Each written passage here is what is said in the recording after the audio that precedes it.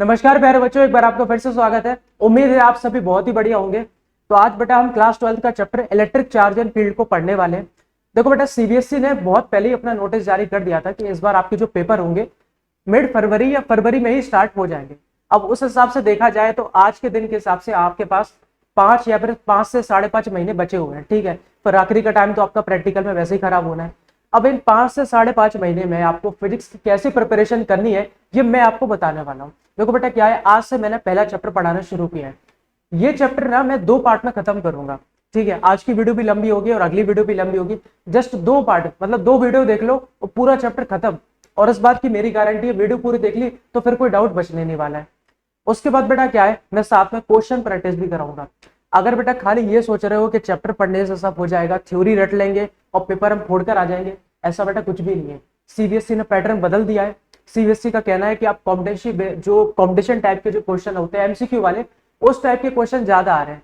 तो उस हिसाब से आपको बेटा क्या है, क्वेश्चन प्रैक्टिस ज्यादा करनी पड़ेगी। आपको पीवाईक्यूज करने पड़ेंगे, आपको एनसीईआरटी क्वेश्चन करने पड़ेंगे, आपको हर चैप्टर जो है 2 से 3 बार पढ़ना पड़ेगा। तो फाइनली हम आज इलेक्ट्रिक चार्ज एंड फील्ड को शुरू कर रहे हैं। वीडियो को बिल्कुल एंड तक देखना। ये इस चैप्टर में मैं आधा चैप्टर कवर करा दूंगा और अगली वीडियो में ये पूरा चैप्टर कंप्लीट हो जाएगा। फिर मैं इसके बताऊंगा कि क्वेश्चंस किस तरह से पूछे जाते हैं एंड फिर हम अगले चैप्टर की तरफ चलने का काम करेंगे। तो चलो वीडियो को शुरू। देखो, इलेक्ट्रिक चार्ज एंड फील्ड नाम से ही क्लियर है चैप्टर में कि कहीं ना कहीं बात हमारी जो उठ रही है वो इलेक्ट्रिक चार्ज से उठ रही है। तो सबसे पहले इस बला को समझना पड़ेगा कि ये इलेक्ट्रिक चार्ज है क्या। ठीक है, इलेक्ट्रिक चार्ज एंड फील्ड और इस चैप्टर को इलेक्ट्रोस्टैटिक्स भी बोला जाता है। सबसे पहले देखते हैं इलेक्ट्रिक चार्ज की डेफिनेशन कि व्हाट इज चार्ज। मैंने क्या लिखा हुआ है, it is the fundamental property of any matter. बेटा मैटर क्या होता है, तो बेटा जो भी तुम अपने आसपास देख रहे हो सब मैटर है। ठीक है, तो ये क्या है, फंडामेंटल प्रॉपर्टी है किसी भी मैटर की या फिर किसी बॉडी की। अच्छा, due to which they can applied electrostatic force on the other body. किसी भी बॉडी की एक ऐसी प्रॉपर्टी है जिसकी वजह से ये क्या कर सकता है, दूसरी बॉडी के ऊपर फोर्स लगा सकता है। एक बात ध्यान रखना, चार्ज हमेशा किसी न किसी बॉडी के अंदर होगा। मतलब बॉडी है तो कह सकते हैं चार्ज होगा। ऐसा नहीं है कि भैया चार्ज एयर में एग्जिस्ट कर रहा है ना, ऐसा कभी नहीं होता। चार्ज हमेशा किसी बॉडी के अंदर होता है। अब वो बॉडी कंडक्टर भी हो सकती है, हम भी हो सकते हैं, ठीक है, या फिर कुछ वायर भी हो सकता है। तो बेटा ये डेफिनेशन है फंडामेंटल। फंडामेंटल का मतलब होता है बेसिक प्रॉपर्टी है, ध्यान रखना। अच्छा, तो मुझे उम्मीद है कि चार्ज की डेफिनेशन क्या है आपको बढ़िया तरीके से क्लियर हो गया होगा। अब बात करते हैं बेटा टाइप्स ऑफ चार्जेस। 2 तरह के चार्ज होते हैं, 10th क्लास में तुम लोगों ने पढ़ा भी होगा सर। एक होता है पॉजिटिव चार्ज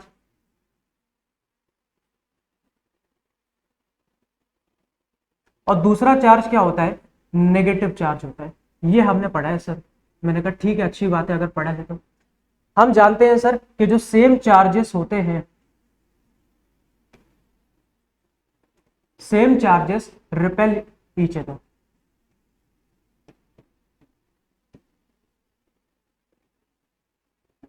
अगर सेम चार्जेस हैं तो बेटा वो अपने आप को क्या करते हैं, रिपेल करते हैं। जैसे अगर 2 माइनस के चार्ज है या फिर हमारे पास 2 प्लस के चार्ज है तो वो अपने आप को रिपेल करने का काम करें। ठीक है सर। अपोजिट चार्जेस या फिर ऐसा बोले unlike charges attract each other.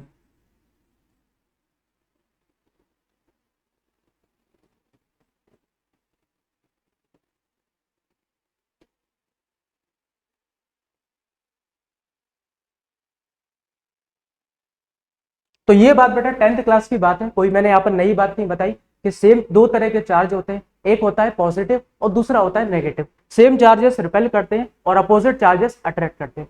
अच्छा, मैं अगर तुम लोगों से क्वेश्चन पूछूं, ये बताओ, हम तुम लोगों ने जनरली नोटिस किया होगा कि जनरली जो भी नाम दिया जाता है फिजिकल क्वांटिटी का, हमेशा किसी न किसी साइंटिस्ट के नाम पे दिया जाता है। ठीक है, जैसे मैं बोलूं बेटा फोर्स की यूनिट न्यूटन होती है तो न्यूटन साइंटिस्ट के नाम पे रखा गया है। जैसे मैं बोल रहा हूँ कि पावर की यूनिट वॉट होती है। अब भैया ये बात समझ में नहीं आ रही कि पॉजिटिव और नेगेटिव किस बेस पर रख दिया। कभी सुना है कि पॉजिटिव और नेगेटिव किसी का नाम होता है? हाँ, हम ये बोलते हैं कि ये बंदा बड़ा पॉजिटिव है, ये बंदा बड़ा नेगेटिव है, बट ऐसा कभी नहीं सुना कि किसी का नाम पॉजिटिव और नेगेटिव है। सुनना ध्यान से, इसके पीछे एक छोटा सा लॉजिक है, कुछ खास नहीं है। लॉजिक क्या है बेटा, सुनो। जैसे बेटा मान के चलो मेरे पास एक बॉडी है, इसके पास है पॉजिटिव चार्ज, दूसरी बॉडी मेरे पास है, इसके पास है नेगेटिव चार्ज। ठीक है, मेरे पास जगह नहीं है इसलिए मैं यहाँ पर लिख रहा हूँ। एक बॉडी के पास पॉजिटिव चार्ज है, दूसरी बॉडी के पास नेगेटिव चार्ज है, अपोजिट चार्जेस हैं, तो सर अट्रैक्ट करेंगे। मैंने कहा बेटा ठीक है, अट्रैक्ट कर रहे हैं, मैं समझ गई। जब बेटा अट्रैक्ट करेंगे तो ये दोनों क्या होंगे, बिल्कुल पास आ जाएंगे। देखो ये आ रहे हैं पास, ठीक है, दोनों बॉडीज एक दूसरे के पास आ गए। जब बेटा ये दोनों बॉडी एक दूसरे के पास आ जाती है तो इस फिनोमेना को बोलने का काम करते हैं इलेक्ट्रोस्टैटिक क्लिंग। क्लिंग का मतलब क्या होता है, देखो क्लिंग का मतलब होता है चिपकना, ध्यान रखना। क्लिंग का मतलब होता है चिपकना। अब किसकी वजह से चमक रहे हैं, इलेक्ट्रोस्टैटिक फोर्स की वजह से, इसलिए इसका नाम क्या हो गया, इलेक्ट्रोस्टैटिक क्लिंग हो गया। अच्छा अब सुनो ध्यान से, जब बेटा क्या है इलेक्ट्रोस्टैटिक क्लिंग की वजह से या इलेक्ट्रोस्टैटिक फोर्स की वजह से ये दोनों आपस में चिपक जाते हैं तो इनका जो नेट इफेक्ट है वो जीरो हो जाता है। मतलब चिपकने के बाद फिर ये कोई फोर्स नहीं लगा रहे। अरे यार अट्रैक्ट जो अट्रैक्शन लग रहा था वो क्यों लग रहा था, ताकि दोनों बॉडीज पास में आ जाए। अब जब पास आ गई है तो अब क्यों फोर्स लगेगा, ठीक है। तो बस पॉजिटिव और नेगेटिव रखने का बेटा बस ये लॉजिक था। जो जिन्होंने इसके बारे में डिस्कवर किया उनका कहना ऐसा था कि जब दोनों बॉडी एक दूसरे के साथ चिपक जाती है तो उनका जो नेट इफेक्ट है वो जीरो हो जाता है। इसी वजह से उन्होंने प्लस और माइनस लेने का काम किया, क्योंकि हम भी जानते हैं अगर हम एक प्लस का नंबर लें और दूसरा अगर कोई माइनस का नंबर लें तो उनका ओवरऑल इफेक्ट कितना हो जाएगा, जीरो हो जाएगा। बस बेटा यही लॉजिक था कि जो चार्जेस का नाम था वो पॉजिटिव और नेगेटिव रखा गया। तो बेटा मुझे उम्मीद है कि चार्ज क्या है वो आपको समझ में आ गया होगा, टाइप्स ऑफ चार्जेस भी आपको क्लियर हो गए होंगे। अब चलते हैं बेटा आगे। आगे देखो हमें क्या पढ़ना है, हाँ मेथड्स ऑफ चार्जिंग। चार्जिंग के मेथड्स को देखने वाले हैं। देखो बेटा ध्यान से, सबसे पहला मेथड जो हमें पढ़ना है वो है चार्जिंग बाय फ्रिक्शन, ठीक है। चार्जिंग बाय फ्रिक्शन में हम क्या करते हैं, सुनो जरा, पहले तो मैं डेफिनेशन आपको क्लियर करता हूं। When two different objects are rubbed together, जब दो डिफरेंट ऑब्जेक्ट को क्या कर रहे हैं, रब कर रहे हैं, ठीक है, दे गेट इलेक्ट्रीफाइड। इलेक्ट्रीफाइड का सर क्या मतलब है, पर ये तो बताओ बेटा। इलेक्ट्रीफाइड का मतलब है चार्ज आना, मतलब दो बॉडी को रब किया, ठीक है, जैसे मैं इसको और इसको रब कर रहा हूं, ठीक है, तो क्या आ गया, चार्ज आ रहा है। तो इलेक्ट्रीफाइड का मतलब होता है चार्ज आना। It happened due to transfer of electron from one object to another, ठीक है। इसकी वजह से क्या होता है, इलेक्ट्रॉन का ट्रांसफर होता है एक बॉडी से दूसरी बॉडी में। अच्छा, ड्यू टू विच, कहां गया, हाँ, the body which gain electron become negatively charge and the object which loose electron become positively charge. देखो बेटा मैं एग्जांपल से ही इसको क्लियर करता हूं आपको, सुनना ध्यान से। ये है हमारे पास बॉडी, ठीक है, ये हमारे पास दूसरी बॉडी है। हमने इन दोनों को रफ किया। अच्छा रफ किया तो एक काम करते हैं, थोड़ा पास ले आते हैं।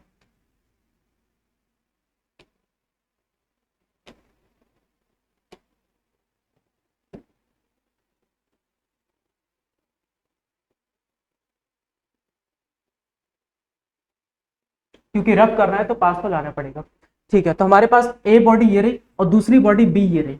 हमने इन दोनों बॉडीज को रफ किया, ठीक है सर, कर दिया। करने के बाद देखो सर क्या होगा, ऐसा कहा जाता है कि जब हम इन दोनों को रफ करेंगे तो इनके पास चार्ज आ जाता है।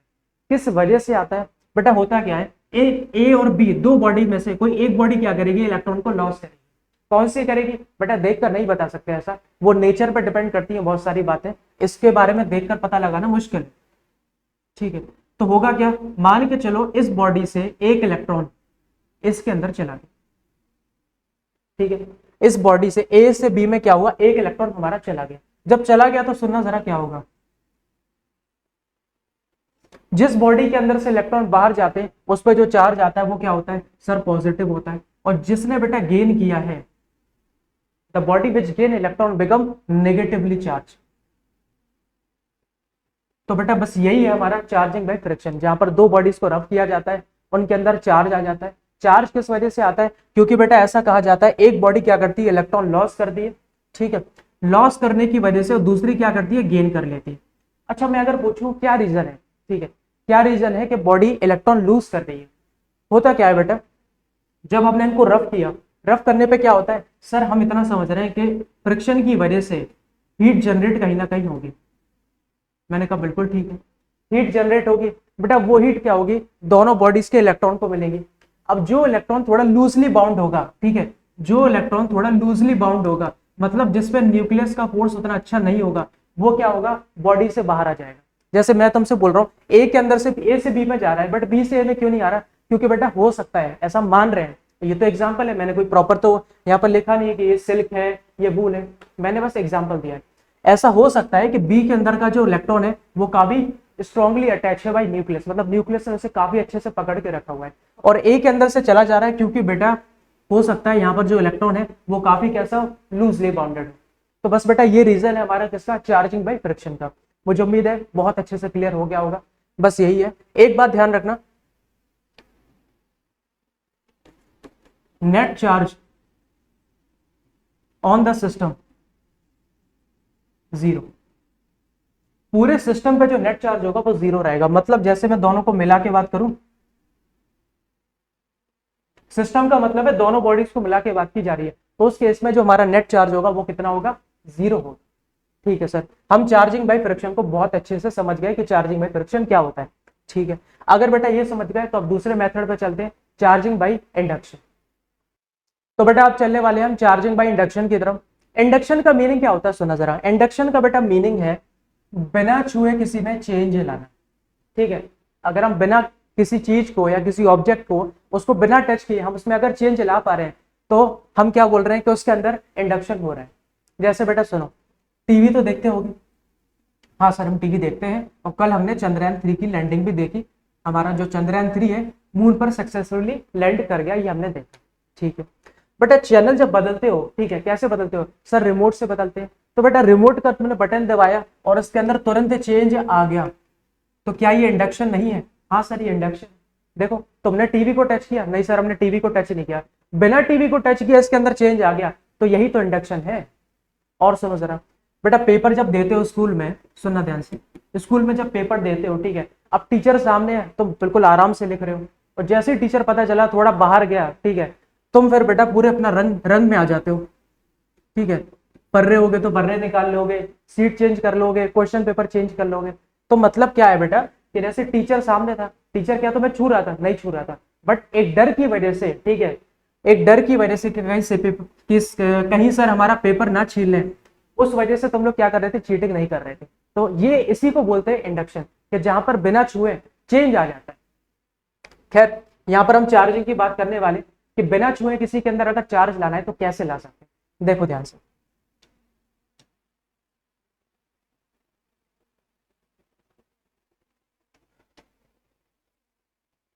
बेटा इसके 3 से 4 स्टेप होते हैं, मैं बताने वाला हूं।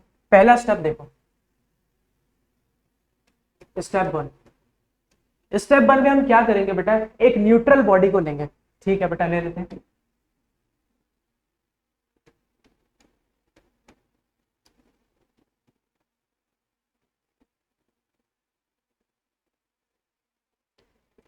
न्यूट्रल बॉडी, बेटा मैं न्यूट्रल बॉडी काम करता हूं, इसको लेते हैं, सर्कल ही ले ले, हाँ सर्कल ले।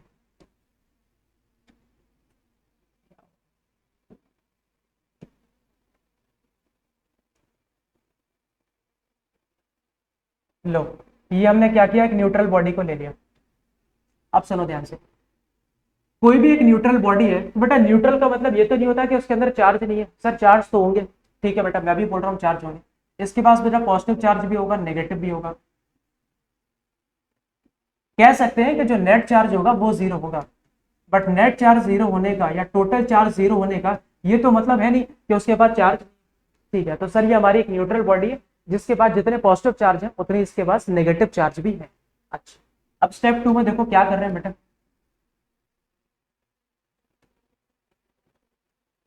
स्टेप 2 में मैं क्या कर रहा हूं, एक नेगेटिवली चार्ज रॉड को इसके पास ले,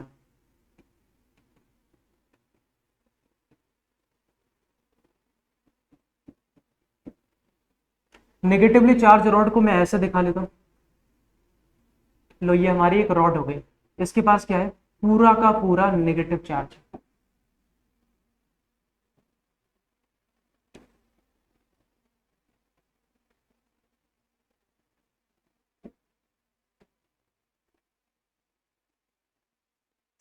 जैसे ही इस रॉड को, ध्यान रखना, ये एक ऐसी रॉड है जिसके पास केवल नेगेटिव चार्ज है। सर इसके पास नेगेटिव चार्ज कैसे आया, वो छोड़ दो, ठीक है, वो अभी इस टॉपिक की बात नहीं है, उस पर अभी ध्यान मत दो। बस ऐसा मानो कि नेगेटिवली चार्ज रॉड को पास लेके आया। जैसे ही मैं नेगेटिव चार्ज को रॉड इसके पास लेकर आया, क्या होगा सर, सारे के सारे पॉजिटिव चार्ज जो है एक तरफ भागेंगे और सारे के सारे नेगेटिव चार्ज जो है दूसरी तरफ भागेंगे। इस प्रोसेस को बेटा क्या बोलते हैं सर, इस प्रोसेस को हम जानते हैं पोलराइजेशन बोलते हैं। पोलराइजेशन का मतलब क्या होता है? The process of separation of charge.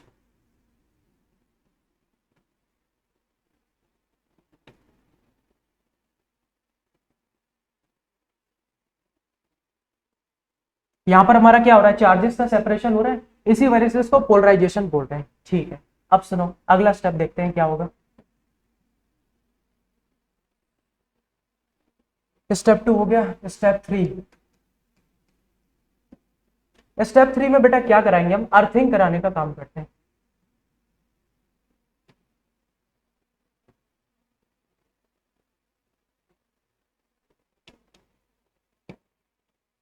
Earthing का बेटा सिंबल कुछ इस तरह का होता है। अच्छा, अर्थिंग का मतलब क्या होता है बेटा? अर्थिंग का मतलब है अर्थ के साथ अपने चार्जेस को शेयर करना। ठीक है, हम देख रहे हैं कि सारे के सारे पॉजिटिव जो है इधर आ चुके हैं और नेगेटिव चार्ज जो है सबके सब इधर आ चुके हैं। अब बेटा होगा क्या, सुनना ध्यान से। अब बेटा ये होगा, अच्छा रॉड अभी भी वैसे की वैसी है, अभी भी रखी हुई है, क्योंकि जब तक काम पूरा नहीं होगा रॉड को हम दूर नहीं करेंगे। ठीक है, वही ना कि भैया जब तक चैनल नहीं बदलेगा हम बटन दबाते रहेंगे, भले ही रिमोट खराब हो जाए। तो वही यहाँ पर कर रहे हैं। अर्थिंग में बेटा क्या होगा? अर्थ के साथ चार्जेस को शेयर किया जाएगा। ठीक है, जैसे ही बेटा मैंने अर्थिंग करी, होगा क्या, सुनना जरा। ये नेगेटिव वाले जो चार्जेस हैं सारे के सारे अर्थ के अंदर चले जाएंगे। सर पॉजिटिव वाले क्यों नहीं जा रहे?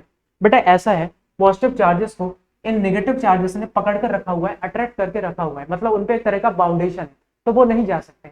बट इनकी बात करें, ये चले जाएंगे बेटा, क्योंकि एक तरह से इन पर रिपल्शन भी लग रहा है, तो यहाँ पर वैसे भी ये खुश नहीं है और फ्री भी है। ये बोल सकते हैं भैया कहीं ना कहीं फ्री है, इन पे किसी तरह का कोई बाउंडेशन नहीं। ठीक है, अगला स्टेप देखो फिर क्या होगा।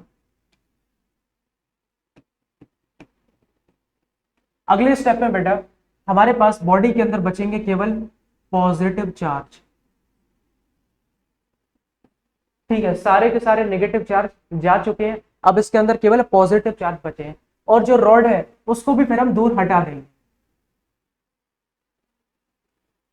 तो बेटा इसी मेथड से हमने क्या किया, यही था हमारा चार्जिंग बाय इंडक्शन, जहां पर हमने क्या किया, इसके अंदर किसी भी पर्टिकुलर बॉडी के अंदर हमने क्या किया, एक पर्टिकुलर टाइप ऑफ चार्जेस को लाने का काम किया। चार्जिंग बाय फ्रिक्शन में क्या होता है, एक पे पॉजिटिव आता है, एक पे नेगेटिव आता है। बट चार्जिंग बाय इंडक्शन में हम क्या कर सकते हैं, इंडिविजुअल चार्ज, मतलब मैं चाहता हूं उस बॉडी पे केवल पॉजिटिव चार्ज रहे, वो क्रिएट करवा सकते हैं। अच्छा, मैं अगर चाहता कि हमारे पास एक ऐसी बॉडी आए जिसके पास रहे केवल नेगेटिव चार्ज, तो मुझे क्या करना पड़ता? तो सर हम नेगेटिव रॉड की जगह पॉजिटिव रॉड को ले आते हैं, तो हमारे पास जो फाइनल आखिरी बॉडी बचती उसमें केवल कौन सा चार्ज होता है? सर उसमें केवल नेगेटिव चार्ज होता है। ये बात हम समझ, तो मुझे उम्मीद है चार्जिंग बाय इंडक्शन बढ़िया तरीके से समझ में आ गया होगा तुम लोगों को। अब बेटा हम आगे चलते हैं। अब बेटा हम देखने जा रहे हैं कि चार्ज और मास में किस तरह का डिफरेंस होता है। देखो, चार्ज की मैं बात करूं तो बेटा सबसे पहले पॉइंट पे तुम क्या करना, ठीक है, ये भी एक बचने का अच्छा तरीका है, डेफिनेशन ही लिख देना। डेफिनेशन क्या है बेटा, पहले पेज पे मैंने लिखवाई थी, और हाँ इस पीडीएफ का जो लिंक है मैं डिस्क्रिप्शन में दे दूंगा, तो चाहो तो कॉपी में नोट कर सकते हो, वैसे चाहो तो अभी नोट कर लो, वरना चाहो तो बाद में नोट कर लेना। नोट जरूर बना लेना, ठीक है, क्योंकि अब हर टाइम तो देखो वही है ना कि 1.5-2 घंटे का वीडियो देखोगे नहीं, टाइम बार बार खराब तो करोगे नहीं, इसलिए एक बार लिख लेना, एक ही बार पढ़ना, बाद में तो बस रिवीजन किया जाता है, पढ़ाई तो बस एक ही बार होती है, ध्यान रखना। ठीक है, तो बेटा चार्ज की डेफिनेशन यहाँ लिख लेना, मास की डेफिनेशन मैं बता देता हूँ। मास की डेफिनेशन लिखना, क्वांटिटी ऑफ मैटर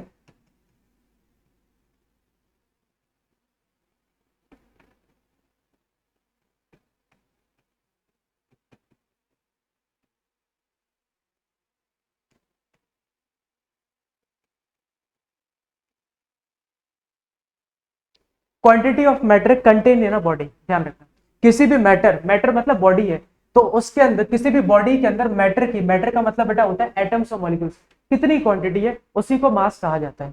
दूसरा पॉइंट सुनो, चार्ज की डेफिनेशन पहले पेज से लिख लेना, ठीक है, क्या है मैंने बड़े अच्छे तरीके से समझा दिया। किसी भी बॉडी की एक फंडामेंटल प्रॉपर्टी होती है जिसकी वजह से वो दूसरी बॉडी के ऊपर फोर्स लगाती है। अब सुनो ध्यान से, चार्ज की बात कर रहे हैं, तो बेटा मैंने क्या बताया, charge can be zero, positive, negative. किसी भी बॉडी पर जो चार्ज है जीरो भी हो सकता है, पॉजिटिव भी हो सकता है और नेगेटिव भी हो सकता है। मास की मैं बात करूं, अच्छा रुको एक काम करते हैं, इससे क्या होगा ना, पॉइंट्स हमारे ज्यादा बन जाएंगे, तो मैं एक काम करता हूँ सुनो,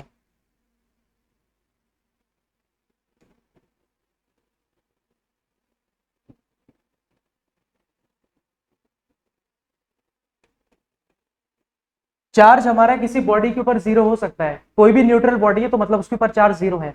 मास की बात करूं बेटा, मास जीरो नहीं हो सकता, हर बॉडी का मास कुछ ना कुछ तो होता ही है। तीसरा पॉइंट देखना, it can be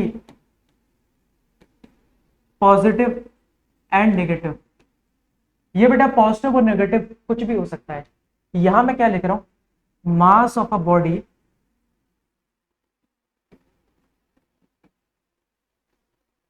is always non zero. ये पॉइंट यहां पर हम ऐड कर लेते हैं कि किसी भी बॉडी का जो मास होता है वो नॉन जीरो, नॉन जीरो का मतलब जीरो नहीं होता, जीरो से ज्यादा ही होगा। ठीक है। अच्छा, चौथा पॉइंट अगर बनाना चाहते हो तो यूनिट के बेस पे बना लेना। इट यूनिट इज, अच्छा मैंने बेटा यूनिट नहीं बताई तो मैं वो भी बता देता हूँ। चार्ज की बेटा यूनिट क्या होती है, इट यूनिट इज कूलम। ये बात मैं बताना भूल गया स्टार्टिंग में, उसके लिए भैया सॉरी। और इसकी यूनिट क्या होती है, इट यूनिट इज केजी। ठीक है, कूलम याद रखना ऐसा यूनिट है। अगर बेटा सीजीएस यूनिट पूछी जाए तो वो होती है ईएसयू। ईएसयू का मतलब होता है इलेक्ट्रोस्टैटिक यूनिट। सीजीएस का मतलब छोटी यूनिट्स होती हैं। अब क्या है ना कि एक ही क्वांटिटी की एक यूनिट से तो काम चलता नहीं है, डिफरेंट डिफरेंट क्वांटिटीज बनाई गई हैं। तो मुझे उम्मीद है कि चार्ज और मास का जो डिफरेंस है बेटा अच्छे से तुम्हें क्लियर होगा। अब हम आगे चलने का काम करते हैं। अब बेटा हम चार्जेस की प्रॉपर्टीज की तरफ चल रहे हैं। ठीक है, तो पहली प्रॉपर्टी क्या है, एडिटिव नेचर ऑफ चार्ज। क्या कहता है सुनो जरा, टोटल चार्ज, तो राइटिंग ना इसमें थोड़ी प्रॉपर नहीं आती।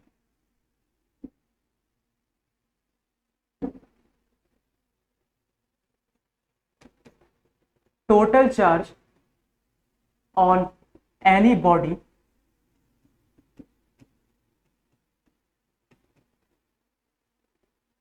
इज इक्वल टू, पहले बेटा स्टेटमेंट लिख लें फिर मैं आपको मतलब समझाता हूं। Algebraic sum of all the charges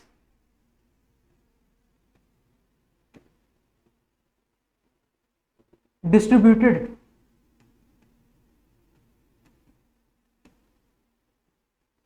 on different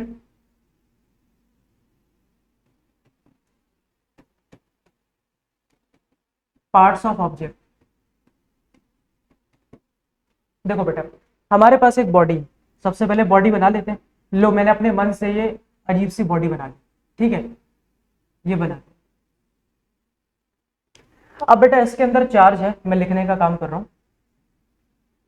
इसके अंदर चार्ज है Q1, यहां पर जो चार्ज है Q2 है, यहां पर जो चार्ज है वो क्या है बेटा Q3 है। ठीक है, मैं निकालना चाहता हूं उस पर टोटल चार्ज क्या होगा। अच्छा मैं बोल रहा हूं Q3 जो है माइनस। देखो बेटा चार्ज जो है एक स्केलर क्वांटिटी है, स्केलर क्वांटिटी का मतलब बेटा उसके पास क्या है, केवल मैग्नीट्यूड है, केवल नंबर होता है, डायरेक्शन वगैरह नहीं होती, केवल नंबर। अब बेटा अगर उसके पास केवल नंबर है तो हम क्या करेंगे, सीधा ऐड कर सकते हैं। जैसे मैथमेटिक्स में ऐड करते हैं 2 + 3 + 4, वैसे ऐड कर देंगे, कुछ नहीं होगा। देखो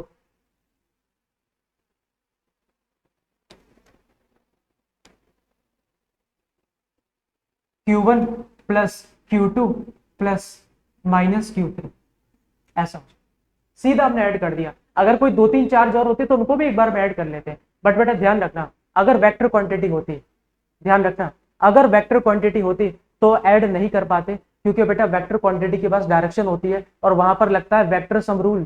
ठीक है, ऐसा कुछ मैग्नीट्यूड का फॉर्मूला पढ़ा होगा तुम लोगों ने, देखो ये रहा 11th क्लास अगर पढ़ा है कुछ तो,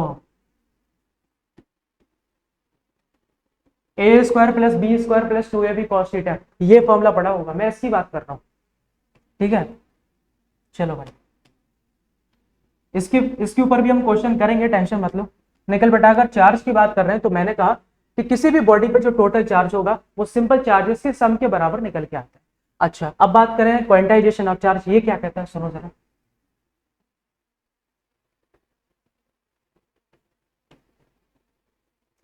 total charge on any body, total charge on any body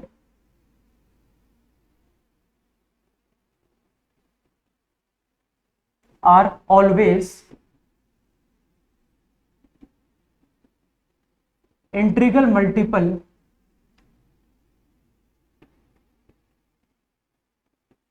of e. किसी भी बॉडी पे बेटा जो टोटल चार्ज होता है वो क्या होता है, इंटीग्रल।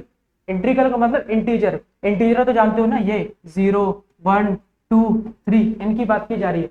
अब ये बात बोलना बेटा सर नेगेटिव भी तो होते हैं नेगेटिव, यहाँ पर निकल पॉजिटिव इंटीजर की बात की जा रही है।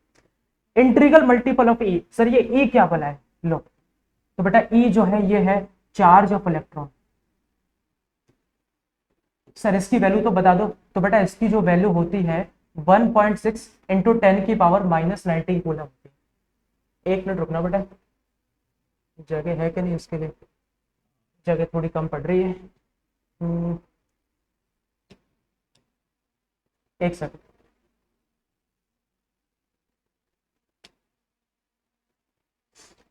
स्टेटमेंट तो बेटा समझ गए होंगे कि किसी भी बॉडी पे जो टोटल चार्ज है वो ई का, ई क्या है मैं यहां लिखता हूं, देखो ई जो है बेटा वो है चार्ज ऑफ इलेक्ट्रॉन और उसकी वैल्यू 1.6 इंटू 10 की पावर -19 कूलम होती है। मतलब जैसे मुझे किसी बॉडी का टोटल चार्ज निकालना है तो टोटल चार्ज को मैं क्यू से दिखा रहा हूं, ध्यान रखना। मुझे किसी बॉडी का टोटल चार्ज निकालना है तो उसको मैं क्यू से दिखा रहा हूं। अच्छा, किसके बराबर होगा, एन। एन का मतलब क्या है बेटा, नंबर ऑफ इलेक्ट्रॉन्स, और मल्टीप्लाई बाय ई। ई का मतलब क्या है सर, चार्ज ऑफ इलेक्ट्रॉन। ठीक है, एन की बात मैं करूं, एन बेटा कभी जीरो तो नहीं हो सकता, और इन फ्रैक्शन एन ना तो हमारा कभी जीरो हो सकता है और ना कभी बेटा फ्रैक्शन हो सकता है। अब बेटा यहाँ ना थोड़ी जगह कम बची, वरना मैं एक बात आपको बोलकर बता रहा हूं। क्या बता रहा हूं सुनो जरा। आपके पेपर में एक क्वेश्चन आता है, ठीक है, आपके पेपर में क्वेश्चन आता है, यहाँ मेरे पास लिखने की जगह कम पड़ रही है, चाहो तो आप लिख लेना। क्वेश्चन क्या आता है, why quantization of charge is applicable for microscopic objects not for macroscopic. जो क्वांटाइजेशन ऑफ चार्ज है इसकी बात मैं कर रहा हूँ, ये जो हमारा क्या बोलते हैं, ये हमारी जो प्रॉपर्टी है ये केवल माइक्रोस्कोपिक ऑब्जेक्ट के लिए बनी है, मैक्रो के लिए। मैक्रो का मतलब होता है बड़े ऑब्जेक्ट्स, माइक्रो का मतलब छोटे, जैसे इलेक्ट्रॉन हो गया, प्रोटॉन हो गया, इनकी बात की जा रही है। और मैक्रो में जैसे हमारी बिल्डिंग, अर्थ, इतने बड़े ऑब्जेक्ट्स की बात की जाती है। तो कहा जा रहा है कि जो हमारे माइक्रोस्कोपिक ऑब्जेक्ट्स हैं, छोटे ऑब्जेक्ट्स हैं, उनके लिए क्यों अच्छे से एप्लीकेबल है। होता क्या बेटा, अगर छोटे ऑब्जेक्ट्स हैं तो उनके पास नंबर ऑफ इलेक्ट्रॉन भी कम होंगे, ठीक है, और उनके अंदर टोटल चार्ज कैलकुलेट किया जा सकता है। अब जैसे बड़ी बॉडी है, मैं एक बिल्डिंग को लेने का काम कर रहा हूँ, पता नहीं उसके पास कितने एटम्स और मॉलिक्यूल्स होंगे और कितने करोड़ों इलेक्ट्रॉन होंगे, जिनको काउंट करना ही मुश्किल है। ठीक है, जितना बड़ा ऑब्जेक्ट होगा उसके अंदर नंबर ऑफ इलेक्ट्रॉन भी तो ज्यादा होंगे। तो बस बेटा सीधा लिख देना, it is applicable for microscopic objects not for macroscopic, because in case of macroscopic the magnitude of charge is very high. Charge का जो मैग्नीट्यूड रहता है वो बहुत ज्यादा हाई होता है, इसलिए हम कैलकुलेट नहीं कर सकते, नंबर ऑफ इलेक्ट्रॉन ही पता नहीं लगा पाएंगे। और जब एन ही पता नहीं चलेगा तो टोटल चार्ज कैसे पता चलेगा। ठीक है, तो कभी कभी पूछ लेते हैं, इसलिए मैंने बता दिया। बाकी भैया ये तो यही कहता है कि किसी बॉडी पे जो टोटल चार्ज है वो एन का मल्टीपल होगा। अच्छा, तो अब बेटा फाइनली हम चैप्टर के सबसे इंपॉर्टेंट टॉपिक की तरफ चल रहे हैं, जो कि है कूलम्ब्स लॉ। अभी तक जो पढ़ा बहुत बेसिक पोर्शन था, तो पेपर के लिए कह सकते हैं उतना इंपॉर्टेंट नहीं है। यहां से निकल इंपॉर्टेंट पार्ट अब शुरू हो रहा है, तो बहुत ध्यान से सुनना, ठीक है। और अगर थोड़े भी तंदुरुस्त नहीं बैठे हो तो बैठ जाओ, चलो ठीक।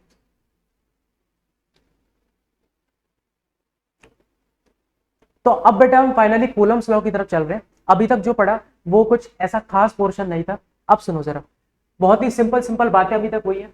प्रॉपर्टीज क्या होती है, चार्ज और मास में डिफरेंस क्या है, तो मतलब आपको बस याद रखनी है। थ्योरेटिकल पोर्शन अभी तक ज्यादा चला है, निकल यहां से हमारा न्यूमेरिकल पार्ट भी शुरू हो जाता है। ठीक है, इस वीडियो में तो मैं पूरा चैप्टर कवर करने वाला हूँ, बाकी जो न्यूमेरिकल्स है या क्वेश्चंस है मैं अगली वीडियो के अंदर कराऊंगा। ठीक है, क्योंकि एक ही वीडियो के अंदर थ्योरी भी और क्या बोलते हैं क्वेश्चंस कराना पॉसिबल नहीं है बेटा, बिकॉज वीडियो की लेंथ बहुत बड़ी हो जाएगी। इतनी बड़ी लेंथ होगी कि तुम लोग देखना ही पसंद नहीं करोगे।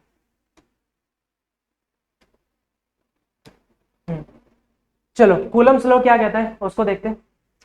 It states that force of attraction और रिपल्शन बिटवीन टू चार्जेस, ठीक है, फोर्स ऑफ अट्रैक्शन और repulsion between two charges is directly proportional to, error आ गया to, product of magnitude of charges and inversely proportional to the square of distance between them and the force acts along the line joining the two charges।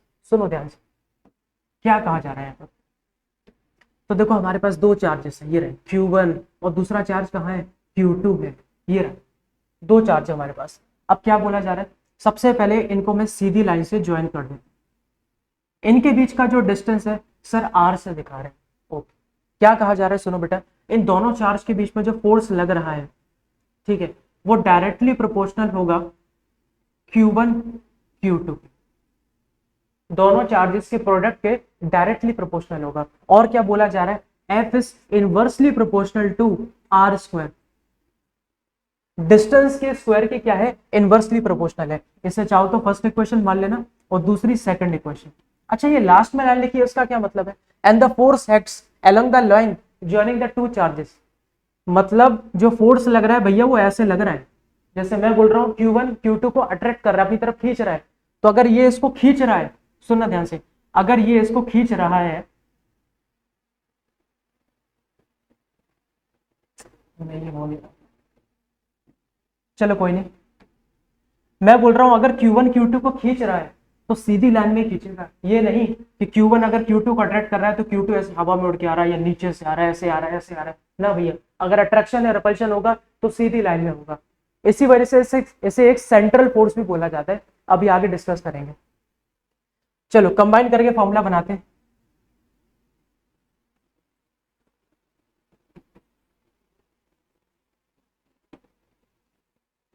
From equation first and second combine करते हैं, क्या बनेगा देखो ध्यान से, ऐसा कुछ बन जाएगा। प्रोपोर्शनलिटी सिंबल हटा दो तो हमारा जो कांस्टेंट आएगा, मैं K से दिखा रहा हूं,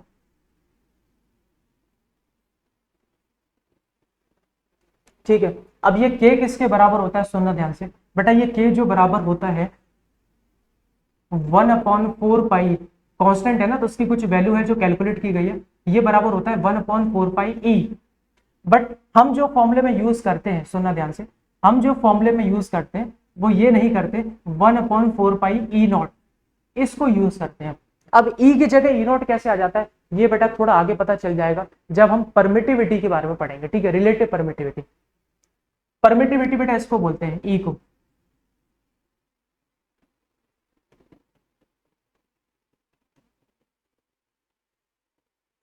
ये बेटा क्या है, अब इसकी कोई बेटा डेफिनेशन नहीं, ये बस एक मीडियम की प्रॉपर्टी है, प्रॉपर्टी ऑफ मीडियम। ध्यान रखिए, ये हमारी किसी भी मीडियम की क्या है बेटा, बस जस्ट प्रॉपर्टी है, इसके अलावा कुछ भी नहीं। होता क्या है बेटा, दो चार्जेस फोर्स लगा रहे हैं एक दूसरे पे, अब बीच का मीडियम उनको कितना अलाउ करेगा, जो मीडियम है ना, ध्यान रखना, वो हमारा फोर्स पे फर्क डालता है। अभी तो देखो उसके बीच में एयर है, अगर एयर की जगह मान के चलो मैं कोई और मटेरियल रख दूं या कोई डाइलेक्ट्रिक रख दूं या फिर किसी इंसुलेटर को रख दूं तो फोर्स में फर्क आ जाता है। तो बस ये ना मीडियम की प्रॉपर्टी होती है जो कि बस ये बताती है कि दो चार्जेस एक दूसरे पे कितना फोर्स लगा पाएंगे कि नहीं लगा पाएंगे। अच्छा अब सुनना ध्यान से, मैं यही बताता हूँ, चलो नहीं यहाँ पर तो जगह कम पड़ रही है, मैं चलो आगे बताता हूँ। पहले बेटा कुछ पॉइंट्स देख लो, इंपॉर्टेंट पॉइंट्स क्या है, coulomb force is a central force since it acts along the line joining the two charges. Coulomb force बेटा हमारी सेंट्रल फोर्स है, क्यों सर, अभी आपने बताया कि ये सीधी लाइन में लगती है इसलिए central force. Coulomb's law is applicable for point charges. अब सर ये क्या बोला है, पॉइंट चार्जेस, पॉइंट चार्जेस तो मतलब सर आपको ऐसे दिखाना चाहिए ये पॉइंट चार्ज होगा। सुनो जरा डेफिनेशन सुनो, दिखाने को तो कुछ भी दिखा सकते हैं हम तो, क्योंकि थ्योरी पढ़ रहे हैं ना, प्रैक्टिकल थोड़ी कर रहे हैं।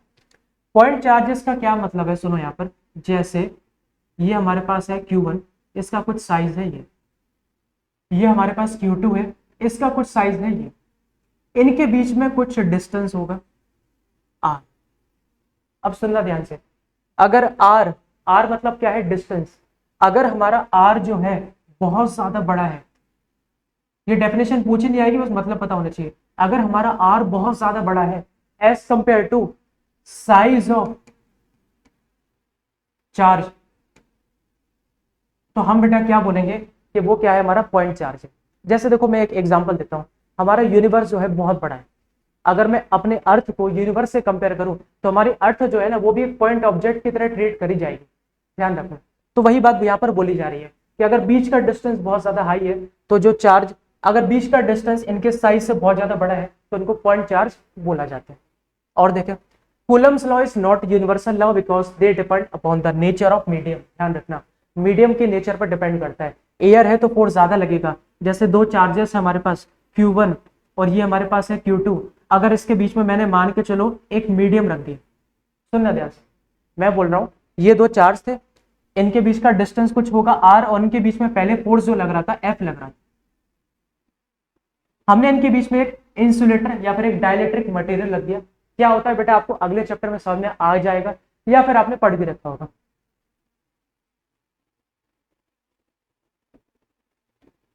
ये मटेरियल है जिसका डाइलेक्ट्रिक कांस्टेंट है K। क्या होगा, सुनना ध्यान से, पहले फोर्स था F जब कोई डाइलेक्ट्रिक बीच में नहीं था।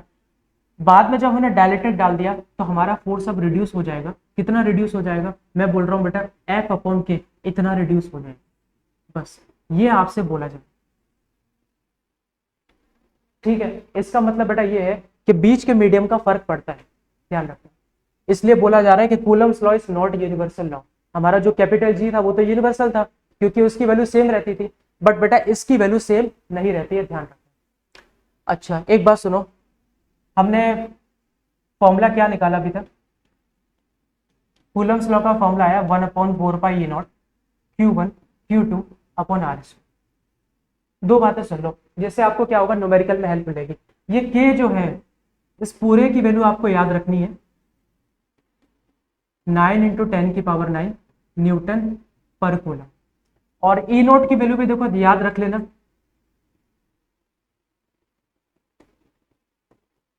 8.854 × 10⁻⁻12। अच्छा इसके बाद क्या करते हैं, चलो ये हो जाएगा कूलम स्क्वायर पर न्यूटन मीटर स्क्वायर, ये हमारी यूनिट हो गई। तो बस बेटा कूलम्स लॉ में आपको इतनी ही चीजें याद रखनी है। ये कूलम्स लॉ के बारे में कुछ पॉइंट्स थे, फिर आपको मैंने फॉर्मूला भी बता दिया। अब सुनो आगे।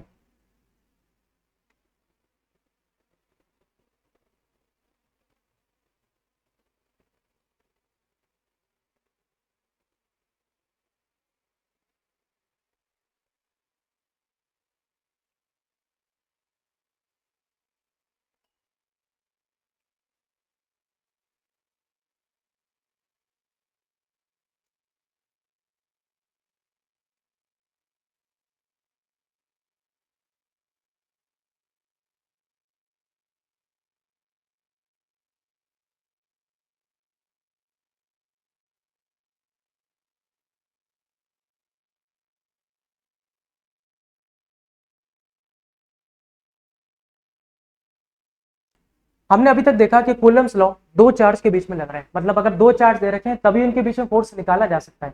अगर मल्टीपल चार्ज हो गए, सुनो ध्यान से, अगर मल्टीपल चार्ज हो गए, जैसे हमारे पास यहाँ पर चार्ज है Q1, यहाँ चार्ज रखा हुआ है Q2, यहाँ चार्ज है Q3, यहाँ चार्ज है Q4। अब ये सब मिलकर इस पर फोर्स लगा रहे हैं, ये लगा रहे हैं, ये लगा रहे हैं, ये लगा रहे हैं, सब मिलकर इस पर फोर्स लगा रहे हैं। डिस्टेंस सर इसको R1 से दिखा देते हैं, इसको R2 से, और ये डिस्टेंस हमारा जो हो गया R3 है। हमें बेटा क्या निकालना है, नेट फोर्स निकालना है, ठीक है। नेट फोर्स निकालना है किस पर,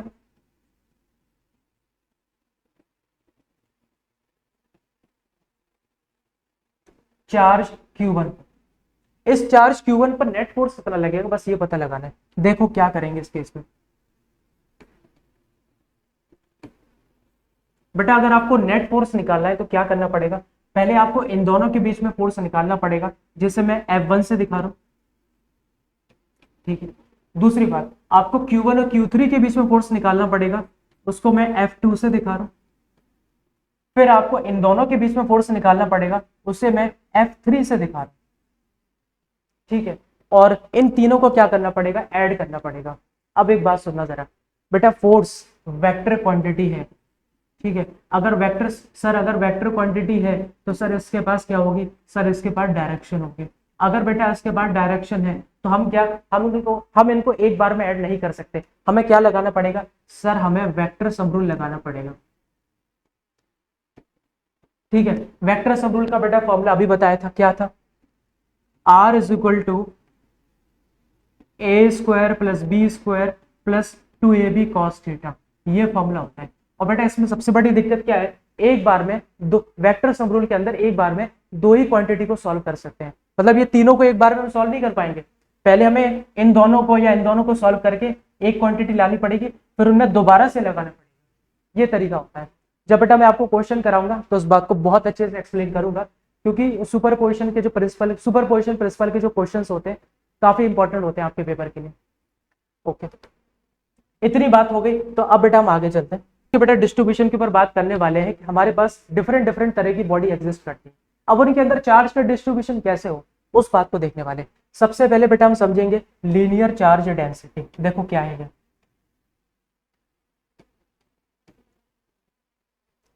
पहले मैं डेफिनेशन लिख दूं उसकी।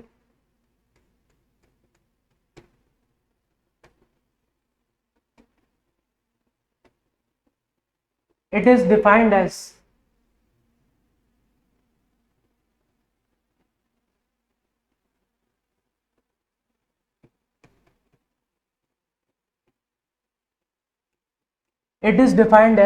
Charge per unit length. ठीक, सबसे पहले मैं डायग्राम बनाता हूं। हमारे पास बेटा ये क्या है, वायर, तो थोड़ा और अच्छे से बनाते हैं।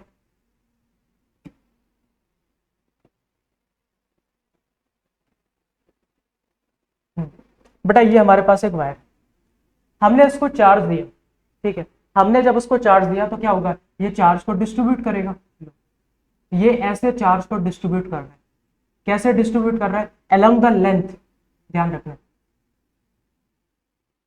तो अगर अलोंग द लेंथ चार्ज को डिस्ट्रीब्यूट कर रहा है तो ऐसे केस में जो चार्ज की डेंसिटी है उसे लैम्डा से दिखाने का काम करते हैं। फॉर्मूला देखो क्या बन जाएगा, lambda is equal to Q upon L formula होता है, ठीक है। मतलब कितना चार्ज, देखो चार्ज की डेंसिटी, चार्ज डेंसिटी का मतलब क्या है, कितने चार्ज प्रेजेंट है इसके अंदर, उसको बताने का काम हो रहा है। क्यू अपॉन एल है, मतलब इस पूरी लेंथ में जितने नंबर ऑफ चार्जेस हमारे प्रेजेंट होंगे, मतलब जितने ज्यादा चार्जेस होंगे हम बोलेंगे लैम्डा उतना ज्यादा। यूनिट देखना क्या रहेगी, चार्ज की यूनिट सर कूलम होती है, लेंथ की यूनिट सर मीटर होती है, तो कूलम पर मीटर हमारा क्या हो गया, कूलम पर मीटर हमारी इसकी यूनिट हो गई। अच्छा, अब एक सरफेस की बात कर लें। सरफेस लो, थोड़ी बढ़िया सी सरफेस लेते हैं इस बार, इसको ले ले, हाँ चलो इसको, ये ले। अब सरफेस चार्ज डेंसिटी दिखाने का काम बेटा सिग्मा से करते हैं, सिग्मा कुछ अलग नहीं है, 9 बनाना तो जानते हो, 9 को हॉरिजॉन्टल बना दो, बस वही सिग्मा है। ये हमारे पास क्या है बेटा, कोई सरफेस, हमने इसे चार्ज दिया, चार्ज दिया तो क्या होगा, सुनो यहाँ पे,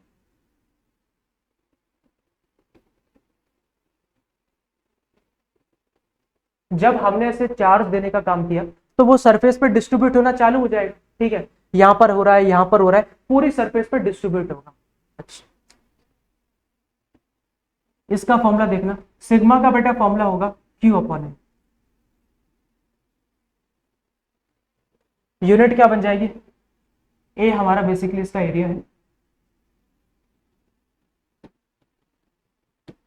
ऐसा unit is coulomb per metre square. तो बेटा है वही चीज, चार्ज डेंसिटी, मतलब चार्जेस का डिस्ट्रीब्यूशन कैसे होता है हम उसको देखने जा रहे हैं। देखो अगर लेंथ वाइज हो रहा है तो linear charge density, surface area पे ऊपर हो रहा है तो क्या होगा, सरफेस चार्ज डेंसिटी। और एक चीज और बच रही है, वॉल्यूम। ये देखो हम कुछ वॉल्यूम ले लेते हैं, जैसे पता नहीं इसके अंदर डायग्राम है कि नहीं, इसके अंदर डायग्राम ही देखो,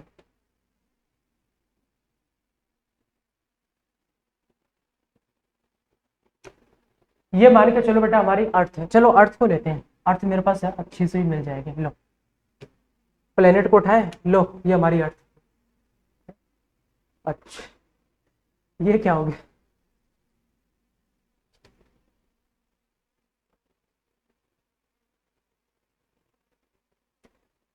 अब सुनो यहाँ पर, ये हमारी अर्थ है। अब अर्थ पे क्या होगा, सुनो जरा, अब अर्थ के पास क्या, मतलब अर्थ जो हमारी होती है वो किस शेप में होती है, स्फीयर शेप में होती है यार, इस पे तो लिखा भी नहीं यार। अच्छा, अर्थ हमारी जो होती है स्फीयर शेप में होती है, हमने इसको चार्ज दिया, चार्ज दिया तो उसके पास वॉल्यूम है, तो ये अगर जब चार्ज को डिस्ट्रीब्यूट करेगा, सुनना, चार्ज को जब ये डिस्ट्रीब्यूट करेगा तो अपने पूरे वॉल्यूम के अंदर डिस्ट्रीब्यूट करेगा, करेगा? हाँ सर बिल्कुल करेगा। तो बस बेटा अगर वॉल्यूम के अंदर चार्ज डिस्ट्रीब्यूशन हो रहा है तो उसी को बोला जाता है वॉल्यूमेट्रिक चार्ज डेंसिटी। ठीक, इसके लिए कुछ खास सिंबल नहीं है,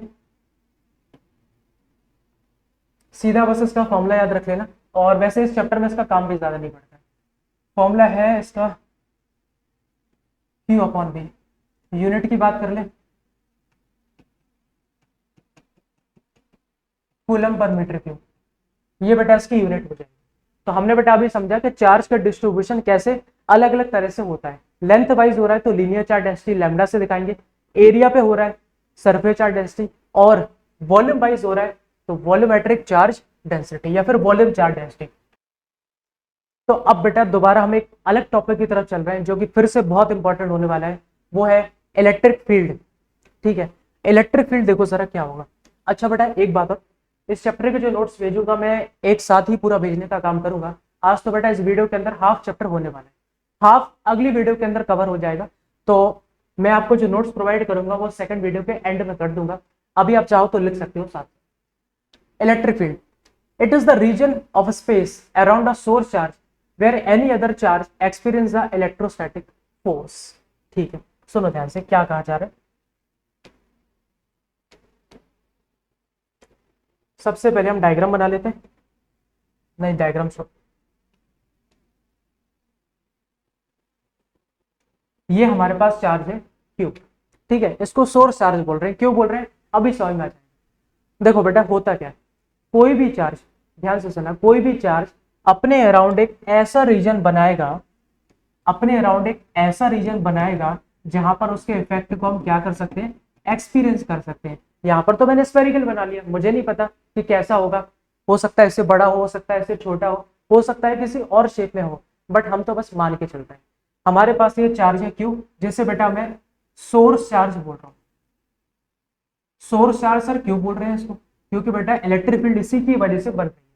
तो सुनो ध्यान से, ये हमारे पास चार्ज है, ये अपने अराउंड एक ऐसा रीजन बनाएगा, अगर यहां पर कोई दूसरा चार्ज एंटर करता है, जैसे मैं दूसरे चार्ज को ले रहा हूं जिसको मैं नाम दे रहा हूं टेस्ट चार्ज। ठीक है, जिसको मैं नाम देने का काम कर रहा हूं टेस्ट चार्ज, और चलो उसको क्यू नोट से दिखा लें। टेस्ट चार्ज का जो मैग्नीट्यूड होता है याद रखना 1 होता है, मतलब बहुत ही कम इसका मैग्नीट्यूड रखा जाता है। कम इसलिए रखा जाता है ताकि ये अपनी खुद की इलेक्ट्रिक फील्ड ना बना दे, मतलब पता चल रहा है स्टडी इसकी कर रहे हैं, ये अलग बीच में घुसा जा रहा है।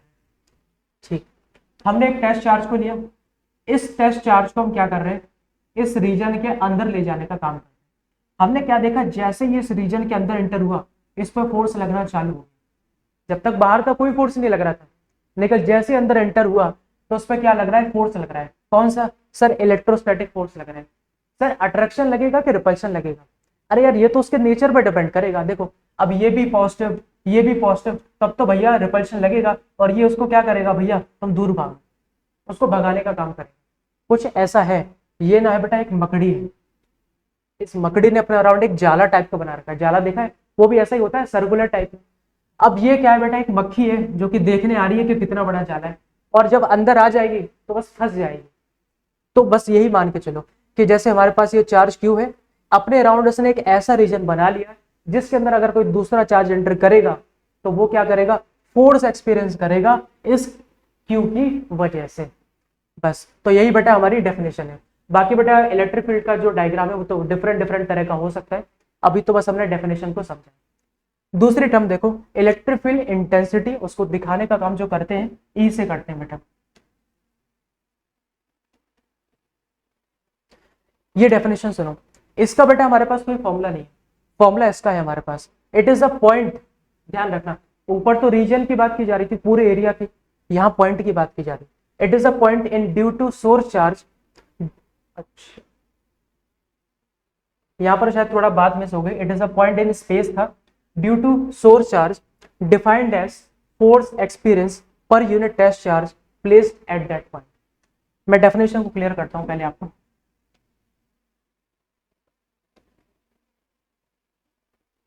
ये हमारे पास कोई स्फेरिकल बॉडी, ठीक है, अरे मैं अभी क्या बोल रहा हूँ, स्फेरिकल बॉडी नहीं है बेटा, गलती कर दी। ये हमारे पास क्यू था, इसने अपने अराउंड ऐसी इलेक्ट्रिक फील्ड बना रखी है, देखना ध्यान से। चलो हरा कर दे। ये क्या है सर? ये इलेक्ट्रिक फील्ड हम समझ रहे हैं आपकी बात, ठीक है। मैंने कहा समझ रहे हो तो देखो क्या होगा, यहां दूर से हम क्या कर रहे हैं, एक टेस्ट चार्ज को उठा के ला रहे हैं।